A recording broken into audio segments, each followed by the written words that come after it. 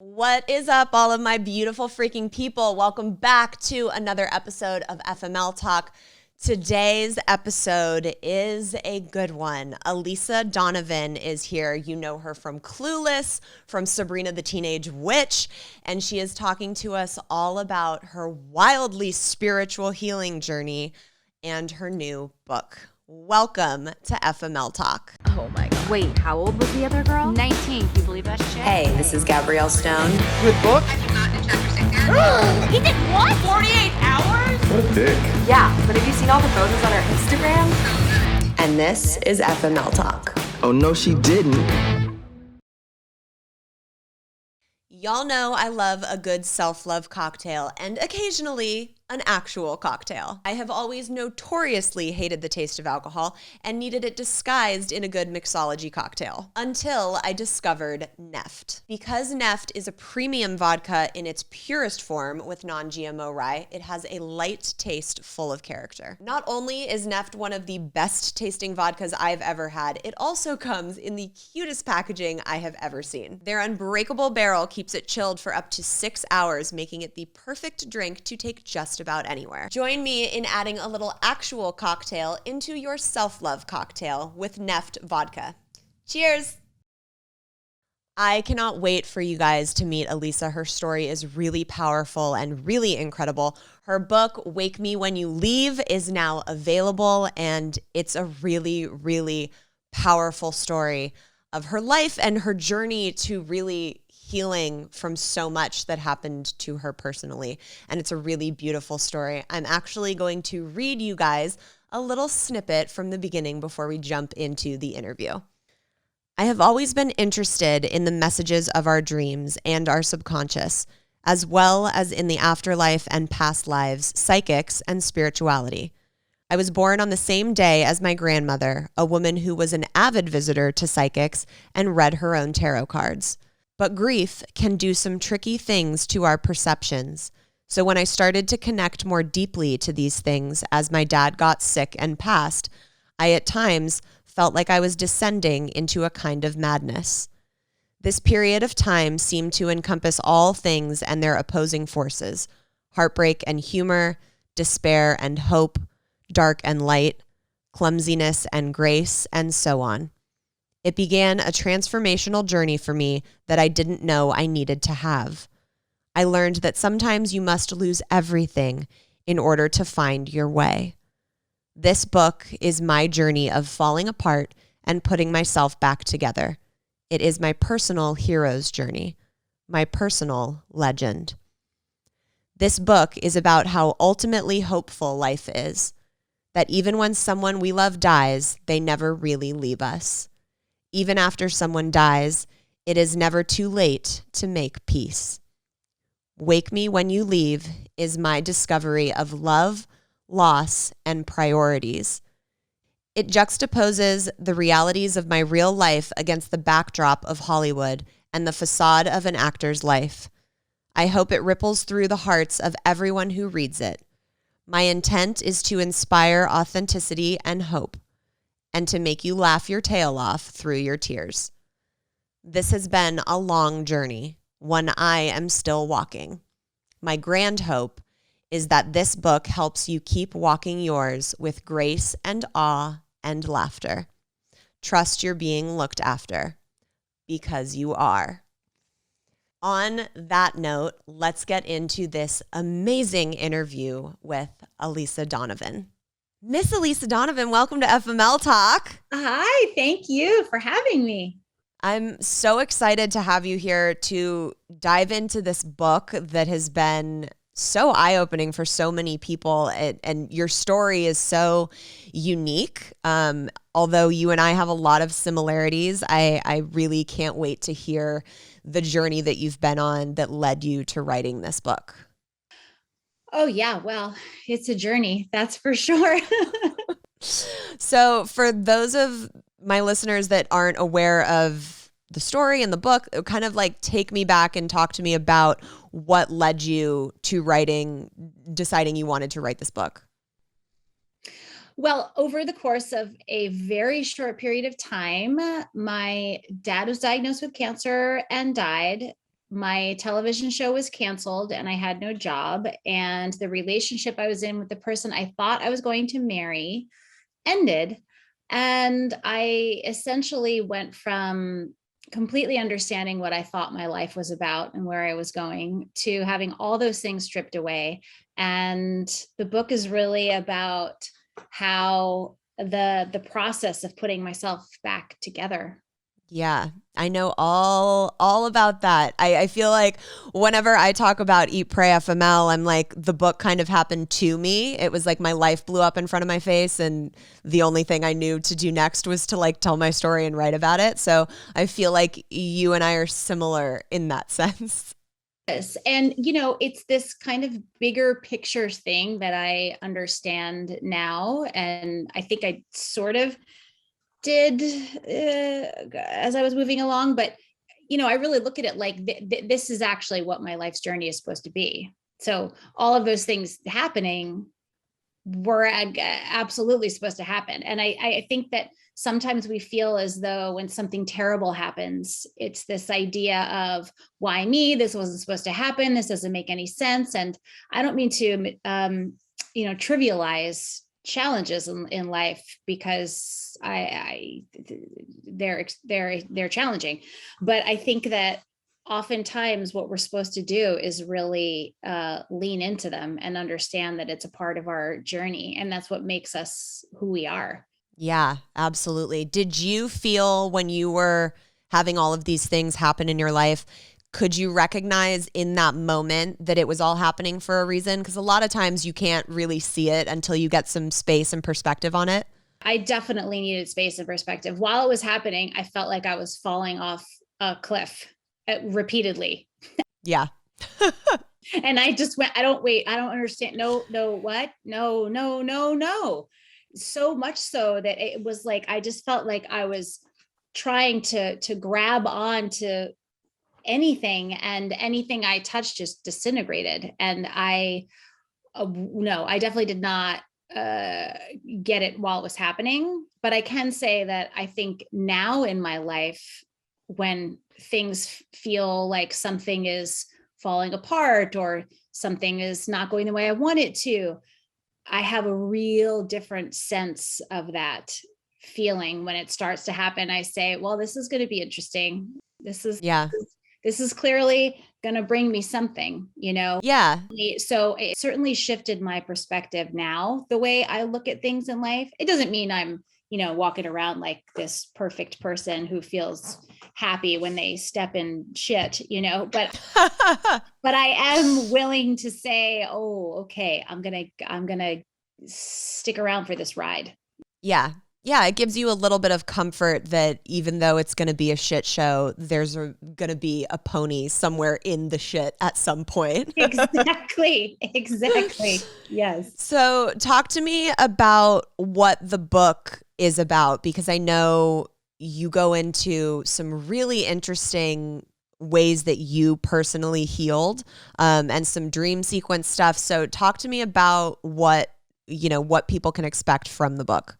So it is certainly about loss and grief, but it is also really about the experiences I had and where my father came to me in dreams, these visitation dreams, as well as otherworldly kinds of experiences in my waking life that really showed me that he is still with me and that he is still looking after me. And it actually helped to remedy my relationship with him. When someone dies, we feel like it's so final, and that silence in particular, if you're ever in the room with someone who has passed away, it's like it just sucks literally the life out of the room, the air out of the room. And that silence is so deafening and so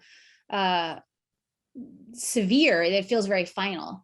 And so these kinds of connections that I've had with him, and then subsequently with other people that have passed away, really transformed my life, and in a really optimistic way, where I just really learned when someone dies, they never really leave us. Mm. They just leave us in this form. Yes, I don't sit and have dinner with my dad, or I don't call him up and, drive over to my parents' house. That doesn't happen, but he's very much in my life. Yeah. Did you believe that before you started having all of these dreams and experiences? Did you believe that there was, an afterlife or another side, or that people live on, whatever you want to call it? Yes, I think that I did, but I didn't have any real experience of it, and I certainly didn't have any, quote, proof of it.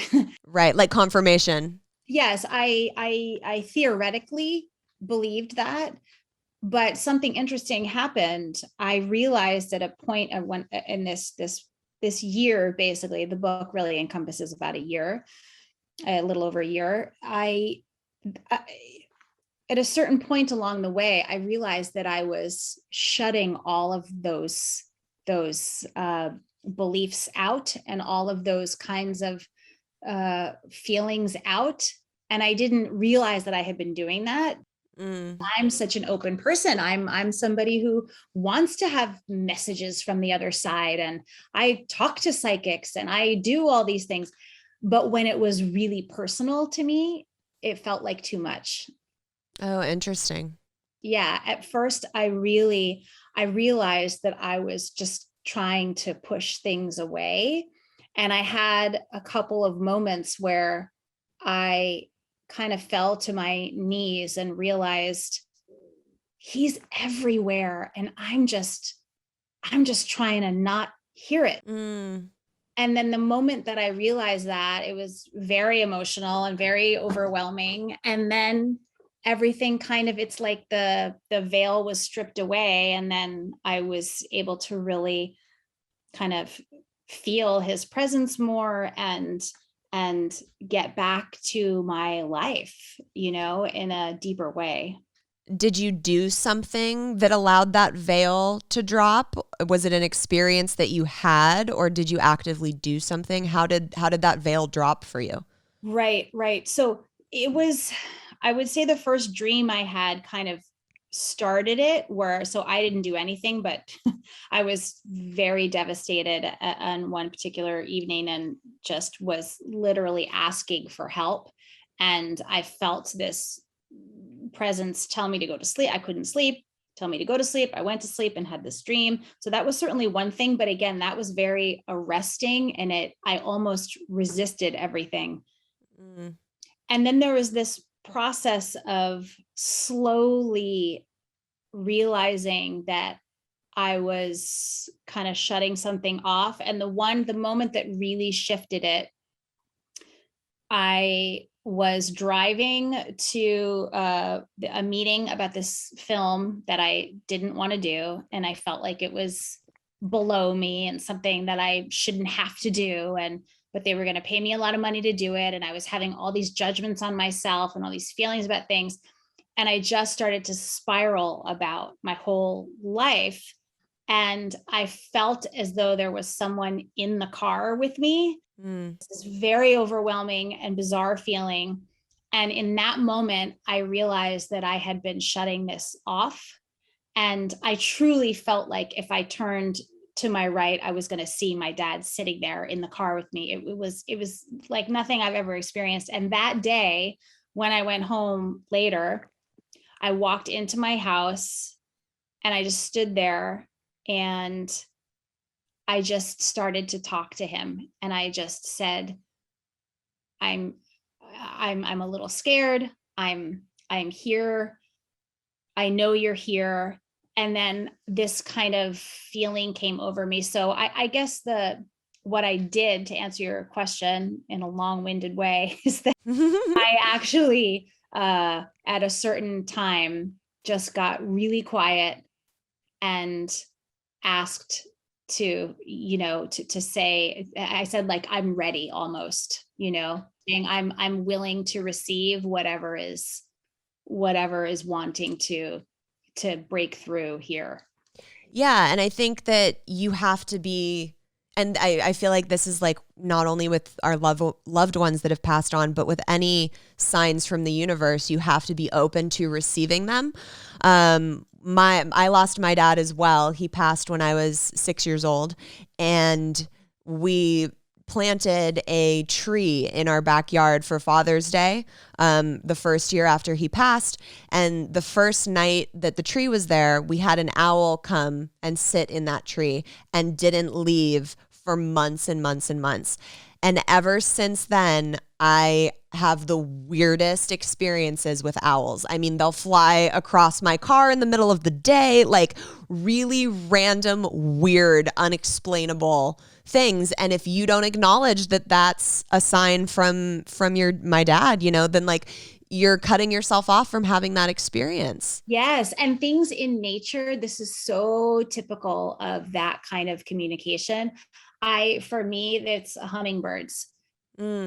There is always, for a time it was something else, but in the last few years, it's always been hummingbirds. And anytime I'm doing interviews, I'm sure it will come at right now. It's one of these things where sometimes I'll just be going, be very frustrated about something and think, well, I don't want to do that. Or how is this ever going to be? Or why is this? And then, a hummingbird will come out of nowhere, in a very, outside of the supermarket. Right. And then I say, oh, okay. All right. Okay. Let me just take a beat. Yeah. Yeah. I love that. Can you tell me about one of the dream experiences that you write about in the book? Like one that was really impactful. I mean, I'm sure they were all impactful, but one that really stands out to you. Oh, yes. So I'll say so there's one that's in the book at the end. It's kind of the last one that I talk about with him. And first of all, I have a very active dream life anyway. So, people often wonder, well, how do you know when it's really, if it's just a dream or if it's somebody actually, communicating with you from beyond. And all I can say is it is a distinctly different experience having one of these kinds of dreams. Mm-hmm. I can have very active dreams where you wake up and say, wow, that felt so real. It's sort of like that, but it is way beyond. It's like you have this sense of being incredibly lucid, more lucid than I've ever been when I'm awake. And then also this incredibly pure, authentic communication. And for me in these dreams and all of them, that manifests itself as I hear both of our voices and I see him and he's with me, but our mouths are not moving. So it's almost like his voice and his thoughts are being directly transmitted into my being. And it's incredibly powerful. And in this one, it was like this kind of closure dream. And he at first it's a much longer dream, but a part of it is when he first appears, he is he looks like his healthy self, kind of how I remembered him as a child and through my young adult life. And he comes over to me and I looked at him and I said, I am who I am because of you. And I am so grateful for everything that you've given me. And we looked at one another, and it was the first time in the other dreams he wouldn't touch me. He was so overcome with emotion, he couldn't reach out to touch me. And in this dream, he put his hand on my shoulder and hugged me. And in the hug, I felt I had this instantaneous experience of my entire life with him. Oh, wow. From birth all the way up until his death, literally all these images from when I was a child, trick-or-treating when I was a kid, with him taking me there, going on these little runs, going on horseback ride, all of these things, to the very end when he was very sick and it was a brutal end for him. And to those last moments, they all went through my being in this brief hug. Or that's the thing, time also feels very different. It's like it could have been 2 seconds or a lifetime. And we separated from the hug, and I looked at him, and he became ill again. He looked as he did when he was very ill at the end of his life.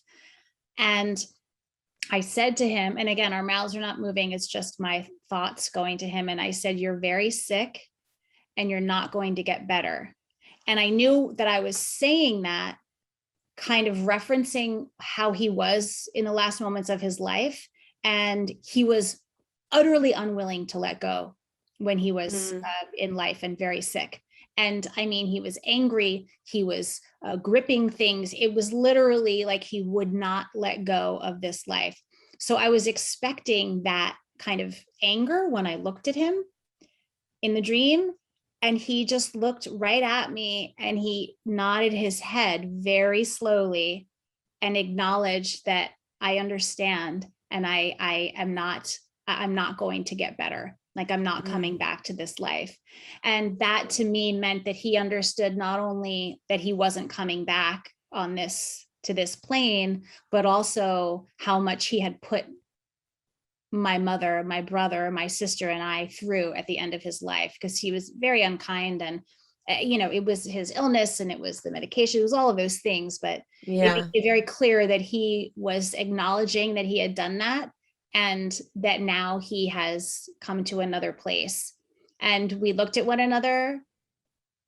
He hugged me again, and it was like I just felt that he totally and completely understood who I am, what I meant to him, the value that I have for myself, which is something that, I always wanted him to understand me in life. Like, why doesn't he get what I do? Why doesn't he understand really who I am? And he completely understood who I was. We had this very powerful union. And then we just watched each other, and it's like he backed up, was zoomed out, backed up, got tinier and tinier. And he just put his hand on his chest and then put it towards mine. And he just slowly faded away. And I woke up, and I had a huge smile on my face. And I felt like I was still in this hug with him, which was very different than the feeling I had from the first dream, which was I was upset, I was weeping, I was, guttural crying. And this felt like this incredible place of peace and also acknowledgement on both sides. And it was incredible. Do you, because the way that I interpret that when I hear it is that he might have been in sort of a limbo, and you were kind of helping release him to the other side. Is that how you took it as well? Yes. And I felt very much, because what was surprising to me about each of these visitation dreams was that I thought, and particularly the first one I had, where I was begging for help, just like, help me. I can't sleep. I don't know how to function in life. And so I thought, when the dream began, oh, he's here to help me. He's going to help me. And I realized very quickly in each of these dreams, he was also looking to me for some kind of help. He was in this new place that he did not quite understand. And I don't know, perhaps he knew that because I'm more in tune with that sort of thing, that I could hear him. I don't know, but it was a surprise to me that the communication was going both ways, that it wasn't just that he was supposed to help me, it's that I was also helping him. Yeah. And that was true in each of them. And just as you said, yes, in that last one, I felt as though, oh, he's saying goodbye to a degree right now. Right. A way that he could not before, or wasn't quite there yet. Oh my God, what an incredible experience to be able to have with someone that has passed on. Did your family have any of these experiences, or was this solely you? No one in my family has said they've had dreams like this. My mom did. I talk about this a little bit in the in the book, but not in depth, that she's had a few experiences where my dad has, she lost a necklace that he gave her and she was so upset. She left it in Florida. She lives in North Carolina, left it in an entirely different state in a hotel, And then one day she's getting something out of the closet and it just falls out of the closet, Yeah. like those kinds of things. And Right. several things like that. Or with my dog, who has since died also, but she loved my dad. And then she went to live at my parents' house. They had a big horse farm. And my mom would say, Zuli, my mom was crying on my dad's first birthday that he, after he had passed the first birthday. And she said, the dog jumped on the bed and was looking at her like it was your dad. And I was like, Dad was in the dog, I don't know, but he was here. I know that he was, he was talking to me. And so I think that she is certainly more open to it and has had a couple things, but not any dreams. No one else has mentioned dreams. Yeah. So I wasn't planning on talking about this, but this is how all these episodes go. I'm always like, we're not going to talk about that. And then here we are. So I also lost my high school sweetheart when I was 18 in a car accident. And I had a dream once. I very rarely had dreams about him, but I had a dream once where it felt so real. And in the dream, he was there and we were having this whole dialogue and, there were other people around. And then somewhere in the dream, my conscious mind came in and I was like, oh my God, you're not dead. And everybody's been pranking me this whole time and you're actually alive, because it was that real. I'm like getting emotional as I talk about it. And I woke up from that dream and still felt that way. Like it was very jarring. And I haven't had a dream of him since, because I almost feel like he was like, oh, it's too much for her to handle. And so I feel like it like put a block up in that sense. And it's so interesting to hear you have these like beautiful in-depth dreams. I feel like everybody needs to open themselves up enough to be able to have those. That's such a incredible healing thing, to be able to connect with people that have left abruptly from our lives. Yes. I'm so sorry for that loss. Oh, thank you. And I do think that the spirit knows when things are too much. Like I just think that that's very, very common. That, I had someone tell me, I talk a little bit about this in the book too, that a friend of mine passed away in high school in a motorcycle accident. And he was very close to a good friend of mine. And so he was more in my group of friends, the one who passed, but he wasn't super close to me. And I had all sorts of things happen where this, this psychic said he's visiting you in your house, and there were all these things that happened that became very clear to me that this was real. And I said to her, does he have any messages for my friend whom he was so close to? And she said, oh, he goes on walks with your friend in his dreams. And she said, he won't remember these dreams and it will be too much for him to talk about it.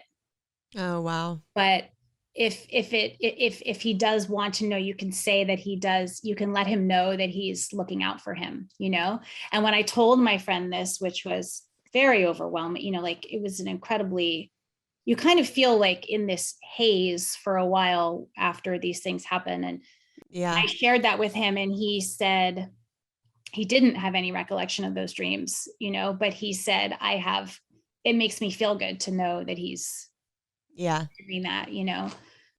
It is because they don't want to disrupt your life, Right. Your sweetheart is probably going, oh, she's doing great. I love her. She's doing great. Oh, I don't want to, it's like there's only so much. Yeah, totally. That's beautiful. And I know that you talk about psychics and mediums in the book too. I am no frickin' stranger to them. I literally had a medium predict the entire 2 years of my life. And I've also met with mediums after my high school sweetheart passed, after my dad passed, not right after my dad passed, years later, obviously, when I was older, but that have said things to me that there's no Google search engine that would pull this information up. Like the specificity and like the personalization in these things like are unarguable. Have you had any experiences like that? So many, and especially, oh my gosh, I don't even know where to start from my own personal experience with my dad and things. For me, he's come to this. I just spoke to someone a couple of months ago, and she, the same thing, not Googleable things about my grandmother has come and said things, and what I'm specifically thinking of right now is, we have dear friends who lost a child recently in a very horrific and tragic and quick way. And for whatever reason, I didn't know that it's a very long story, but I didn't know this child very well in life. But this kid, I am connected to this kid on the other side, and I feel like I am, and I know I am, and I'm going, this is weird. Like, why do I feel so connected to this kid that I don't? And I love it's a dear friend of ours is in a relationship with his mother, and his mother has now become like, I love this woman. I'm like, why do I feel so close to this woman? At any rate, I talked to a medium who said to me, she basically just gave me a litany of things about this child that only his mother would know, and a couple of things that I knew from about a necklace that she wears that has his ashes in it, and she said things like, I see him, he's showing me that mommy wears the necklace, he's showing me blah blah blah, all these various things. And I mean, it's you can't argue it. You can't, there's no way. And then, when I shared some of these things with our friend, and, it was incredibly healing for her to feel like he, and his overwhelming message was, I'm okay. I'm here, I'm okay. And that I'm sorry that I left, it wasn't the right time, kind of thing. So I also feel like these things can be just incredibly healing for people. Oh, hugely. To know that, Yeah, absolutely. And I know you spent some time after, I think it was after your father's death, in Spain, that was really healing for you. Is that right? Oh yeah. So that might be my next book. That's going to be my next book. I love it. I went to Barcelona on my Eat, Pray, FML trip, and it was definitely like my most healing place I have been in. Yeah, it was magical to me. So where did you go in Spain? What was the healing journey like? Barcelona. Yeah. I love it. I spent a lot of time in Spain in college. In college, I lived with a girl from Fuenterrabía, which is the north of Spain, like outside of San Sebastian. And so I spent some time with her family over there, and I went back and forth a bunch. And so I had been to many parts of Spain. And, but after all this happened to me, what this book is about, I went on many different journeys. And one of them was, maybe I'm just going to live in Spain. Maybe I'm going to move to Spain. And my dream. So I sublet my place in LA, and I said, okay, I want to go someplace that is foreign, but I used to speak pretty fluently. And so I thought, okay, I want to be able to, I don't want to go to India where I can't speak the language. I want to be far enough away that I can speak the language, but I don't want to go someplace I've been. So I had never been to Barcelona specifically, and I just chose it. And went there. And yeah, I almost moved there. And then I got in this relationship with a Spaniard that I thought I thought we were going to get married. You know, it was a whole other journey, but it was an incredibly powerful and just delicious period of my time. It's a wonderful place. I love that. That definitely needs to be the second book. You have to watch out for the Latin men. They'll get you. Speaking from personal experience, Barcelona I was only there for like 5 days, and it cured something in my soul. And I cannot wait to go back. It was truly like the highlight of Europe for me. Oh my gosh, I love hearing that. That's such a poetic way of putting it. It really I feel like it cured something in me too, for sure. Yeah. Oh, I so love that. Elisa, can you tell everybody where they can find you, where they can get the book, all of the things? Yeah, all of the things. Yes, I'm on social media, Twitter and Instagram, at Red Donovan, and Facebook is Elisa Donovan. They all have the little blue check, the verified check, so you can tell it's me and not some, I don't know, either 50-year-old man in the upstate New York or like a 12-year-old girl. I don't know. Like, I feel like those are the people that are impersonating us. And you can get my book. The audiobook is available everywhere, Audible, all the places. And the hard copy book you can get at any bookstore, at Barnes and Noble or at Amazon. Goodreads has a bunch of great links of where you can buy it. Awesome. I love that. And I hope that everybody goes and picks up a copy. The dream stuff is so intriguing to me, and the way your healing journey has played out through so much of that. If you could tell anyone that's grieving one piece of advice to take with them on their journey, what would it be? Just to really, you have to sit with the grief sometimes, and you just have to sit with the sadness and just let it be there. Allow it to enter your life, and it won't take you over. I promise you, it won't destroy you. And that's I feel that we often think that, oh, I don't want to feel that. It's just never going to go away.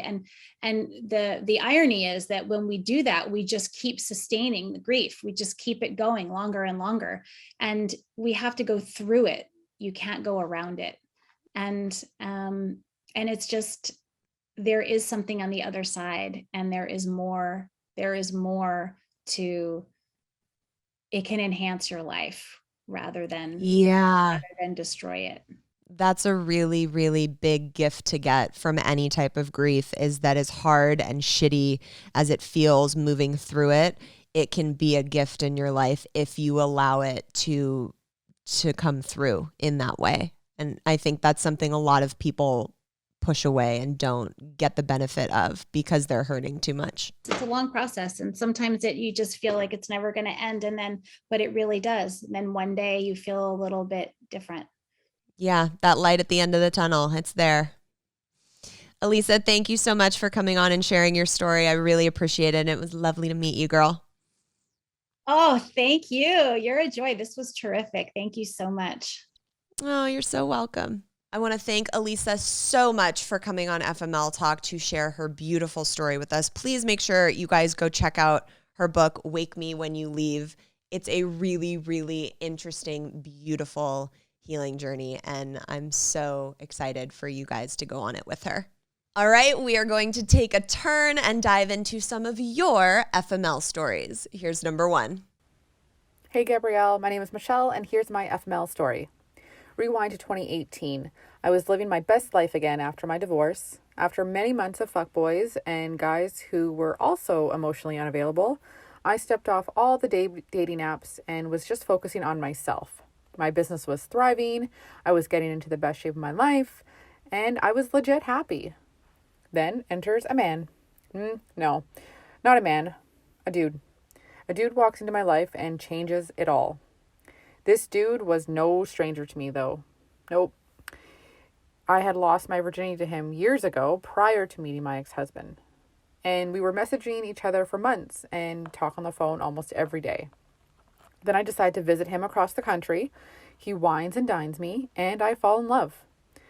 Fast forward 6 months, I believed everything he said, and I drop everything and move across the country to be with him.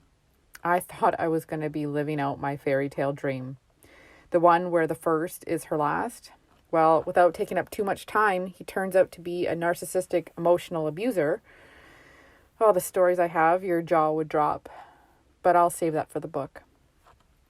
Just before the pandemic started, and after a year of this emotional roller coaster, I leave and never look back and never hear from him again. I then move into a 300 square foot loft cabin in the middle of nowhere with my dog and get the peace that I was looking for. And within 5 days, the man I had always been looking for shows up. Now we're married, and I'm finally living the life I had been searching for, the life I deserve. And I learned that sometimes what you want isn't what you deserve, but it gives you the lessons you need. I needed that last relationship to teach me all the lessons in order to give myself the love I've always wanted. How to love myself. Yes, what a beautiful freaking story. Although I need to know how you just ended up in a cabin in 5 days, your man walked into your life. I think that's so funny that it happened to be the person that you lost your virginity to, not to put the person I lost my virginity to on blast, but we did as well have a little rendezvous in the later years after that initial experience. And it's always so weird going back and revisiting that first sexual experience with that same person again.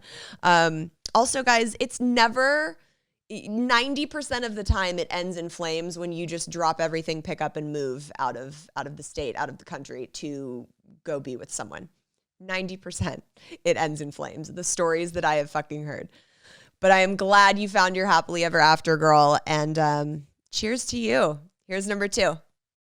Hey, Gabrielle. My name is Christina, and this is my FML story of dating a narcissist for 5.5 years. The last 11 months of our relationship is really when I started to see the light after we moved in together to a house so that we didn't have our parents or anything else keeping us from really being in our relationship, because that's what I had always blamed for us having problems. Turns out I was wrong. It was him. And I really started to learn that when he could never come up with even half of the money towards our mortgage that he was ever supposed to have, even though he knew what it was long before we even moved in.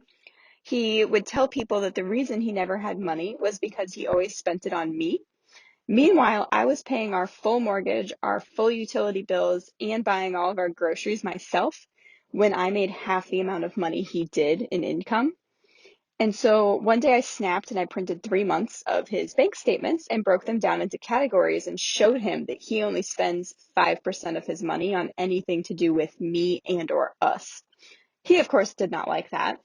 And then Labor Day weekend, when there was an emergency and one of my dogs got hurt, he was such an ass for the entire thing that I snapped after I got back from the vet from being awake for 24 hours while my dog was in emergency surgery, and told him to leave, that I was done with him, that nothing he could change about himself would make me want to be with him anymore. He proceeded to only agree to move into a different bedroom and stuck around for the next 2 weeks, to when I finally truly snapped and told him to get out. He tried to tell me that he couldn't move out because my dog would be too sad without him there. I saw red, snapped and severed whatever tie I had left with him in me, told him to get the fuck out, and had all of his belongings in a pile in the middle of the living room floor in 10 minutes, told him he didn't need to set foot in a single other room in the house ever again, and to load it all up into his truck and get lost. He proceeded for the next 6 months to attempt to text and call me when he was drunk and tell me off. Obviously, I blocked him. He tried to do it through friends. They ended up having to block him. And then he gave me one last ultimatum through a friend he was able to message to tell me I had 3 days to message him and tell him if I wanted to be with him again, because otherwise he would never, ever get back together with me. Needless to say, I left him on red, never replied, and it's been 2.5 years of never having to deal with him again. And in 2 months, I will finally be out of the credit card debt that he put me into. Good God, girl. I mean, people never cease to amaze me. Like the audacity to send that one final message and say, if you don't answer me in 3 days, then we're fully done. Even you were the one that broke up with him. Leave it to the dog, y'all. I mean, sometimes that's what it takes for you to really realize how disrespected you've been and to say, I'm fucking done. If you mess with me, it's one thing. You mess with my fucking dog, man, you're dead to me. Like it's a whole nother level once we cross into animal territory. Good for you, girl. I am glad you are debt free and douche free from that hell that you were once in. As always, make sure you guys are subscribed so you never miss an episode. Keep up with us on Instagram at FML Talk Podcast for all of our giveaways and behind the scenes goodies. If you are not hanging out with us on Patreon, that is where all the juicy stuff is, and access to the private Facebook group, 10% off your merch, and all seasons of the mini bonus episodes that are available on there. You can also be watching this whole episode and all of our interviews of season 3 on YouTube at youtube.com/FML Talk. I will see you guys next week. And as always, have a self-love cocktail or two on me. Cheers.